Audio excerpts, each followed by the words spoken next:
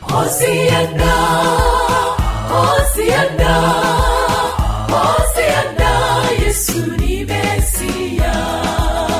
Hosiana, Hosiana, Hosiana, Yesu ni Mwami. Hosiana, Hosiana, Hosiana, Yesu yaratsinze. Ayo niyo magambo yaririmbwe n'ab'ijuru n'abamarayika bera bahanika amajwi baririmba muri rya joro umwana Yesu aryamye mu kiraro i Betelehemu.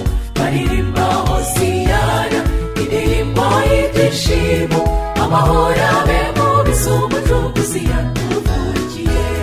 Babonye ikimenyetso, abanyabwenge bo ku isi babonye ikimenyetso, bakurikira inyenyeri bakomeza kugenda. Bageze mu kiraro bayoberwa wigiye, ngo barebe hirya babona Rwanda ari mu muvure w'inka. Hosiyana, twe twabonye Umucunguzi azadukiza umubata, azadukiza uyu muruho. Hosiyana, abo mw'isi nimuririmbe, n'abo mw'ijuru nimwishime, isi ibonye Umucunguzi. Hosiyana, twe twabonye Umucunguzi azadukiza umubata, azadukiza uyu muruho. Hosiyana, abo mw'isi nimuririmbe, n'abo mw'ijuru nimwishime, isi ibonye Umucunguzi.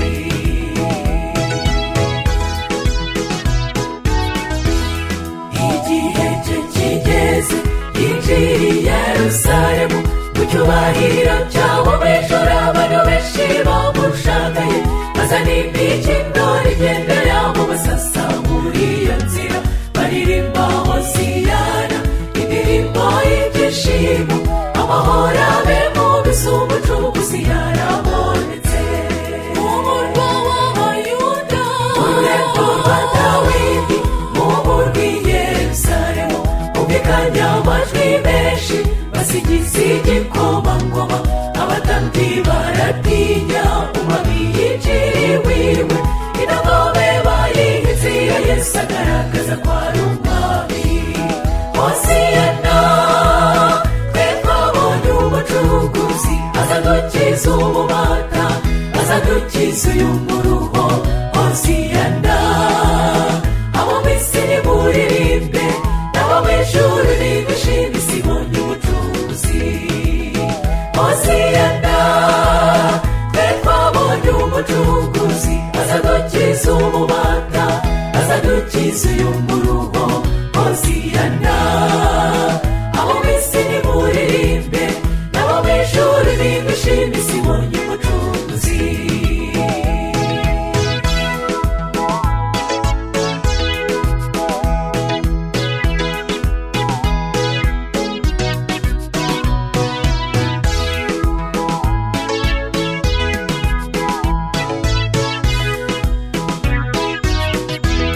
Hari indirimbo nziza iri hafi kuririmbwa, ubwo Yesu azinjira mu rurembo rwera Yerusalemu, ari kumwe n'iminyago yamuye Satani umutware w'isi.